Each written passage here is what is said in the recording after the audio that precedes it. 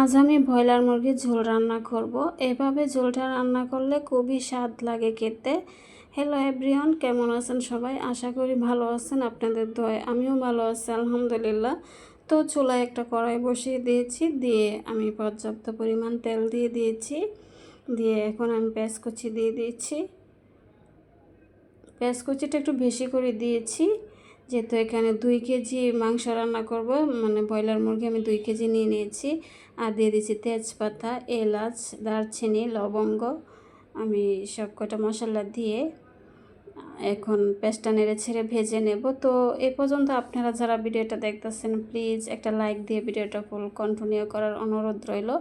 আপনাদের একটা লাইক আমার কাছে অনেক মূল্যবান। আপনাদের মতো অনেক বন্ধুদের কাছে ভিডিওটা পৌঁছে দিতে সাহায্য করবে, তাই প্লিজ একটা আপনাদের কাছে একটা লাইক চাই। তো দেখুন পেঁয়াজটা ভাজা হয়ে গেছে, আমি লবণ দিয়ে দিয়েছিলাম পেঁয়াজের মধ্যে। এখন দিয়ে দিয়েছি আদা বাটা, আমি পরিমাণ মতো দিয়ে দিয়েছি। আমি দিয়ে দেব এখন রসুন বাটা, এখন দিয়ে দেব জিরা বাটা। আমি জিরা বাটাটা দিয়ে দিচ্ছি। এখন দিয়ে দেবো মিষ্টি জিরা বাটা। আমি সব সময় সব মাংসতে আমি মিষ্টি জিরাটা ইউজ করি, এতে করে মাংসের ফ্লেভারটা দ্বিগুণ বেড়ে যায়, খুবই স্বাদ হয় এই একটা মশলা ব্যবহার করলে। আপনারা যারা মিষ্টি জিরা খান না একবার খেয়ে দেখবেন, খুবই স্বাদ হয়। মানে মাংসের ফ্লেভারটা, মাংসের স্বাদটা দ্বিগুণ বেড়ে যায়। আর যারা খান, আসলে যারা খান আপনারা বুঝতেই পারেন যে কতটুকু টেস্ট হয় মিষ্টি জিরাটা ইউজ করার কারণে। আমি এখন অনবরত নেড়ে ছেড়ে কাঁচা গন্ধটা যাওয়া অবধি আমি মশলাটাকে ভেজে নেব। তো মশলাটা ভাজা হয়ে গেছে, আমি 3-4 মিনিট আমি ভেজে নিয়েছিলাম। এখন আমি পানি দিয়ে গুঁড়া মশলাটা দিয়ে দেব এখানে। আরেকটুখানি পানি দিয়ে দিয়েছি, যেহেতু অনেকটা মাংস এখানে 2 কেজির উপরে মুরগিটা ছিল। এখন আমি দিয়ে দেব মরিচের গুঁড়া, নিয়ে নিয়েছি হলুদের গুঁড়া, আর নিয়েছি ধনিয়ার গুঁড়া, এখন দিয়ে দিয়েছি। দিয়ে এখন ভালো করে নেড়ে ছেড়ে মশলাটাকে কষিয়ে নেব। আমি ভালো করে মশলাটাকে কষিয়ে নেব। আমি নেড়ে ছেড়ে মিশিয়ে নিয়ে আমি ঢাকনা দিয়ে ডেকে 2-3 মিনিট মশলাটাকে কষিয়ে নেব। মশলা যত কষানো হবে ভালো হবে, ততই রান্নার টেস্টটা বাড়বে। আসলে প্রত্যেকটা রান্নার টেস্টই হয়, যত কষানো ভালো হবে ততই রান্নার টেস্টটা ভালো হয়। দেখুন 2-3 মিনিট পর আমি ঢাকনাটা উঠিয়ে নিচ্ছি, আর দেখুন মশলাটা কষানো হয়ে গেছে, সুন্দর তেল বেরিয়ে এসেছে, কষানো হয়ে গেছে। এখন আমি চিকেনগুলো দিয়ে দেব। আমি সব কয়টা চিকেন এখানে দিয়ে দেব। দিয়ে আমি নেড়ে ছেড়ে মশলাটা মিশিয়ে নেব চিকেনের গায়ে। আমি ভালো করে নেড়ে ছেড়ে মিশিয়ে নিচ্ছি।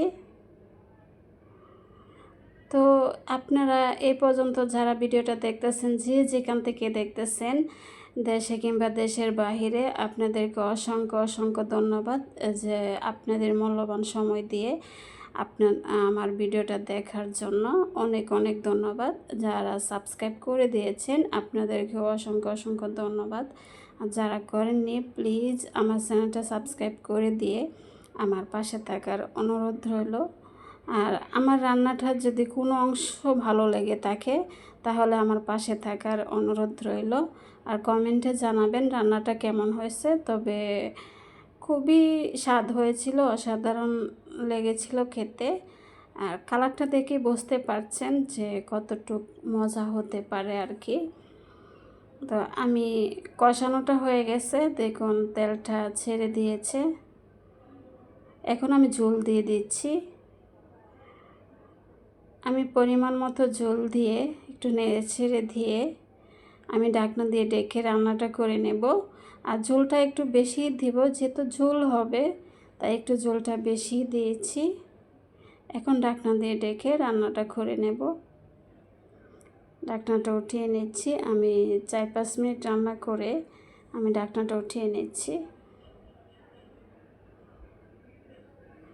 নিয়ে নেড়ে ছেড়ে দিয়ে এখন আমি দিয়ে দেব 1.5 টেবিল চামচের মতো গরম মশলা, আর এখানে দিয়ে দেব 8-9টার মতো কাঁচামরিচ, আস্ত কাঁচামরিচ দিয়েছি একটা ফ্লেভারের জন্য, ঝালের জন্য না। তাই আস্ত কাঁচামরিচ দিয়ে আমি একটু নেড়েচেড়ে দিয়ে আবারও ঢাকনা দিয়ে ডেকে কিছুক্ষণ রান্না করে নেব। যেহেতু ব্রয়লার মুরগি এতটা সময়ও লাগবে না রান্না করতে, তো আমি একটুখানি রান্না করে আবার ঢাকনাটা উঠিয়ে একটু নেড়েচেড়ে দিচ্ছি।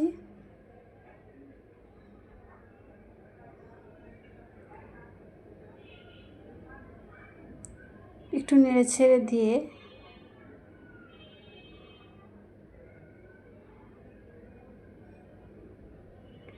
এখন আর ঢাকনা দিয়ে ডাকবো না, এভাবে কতক্ষণ রান্না করে নিয়েছিলাম।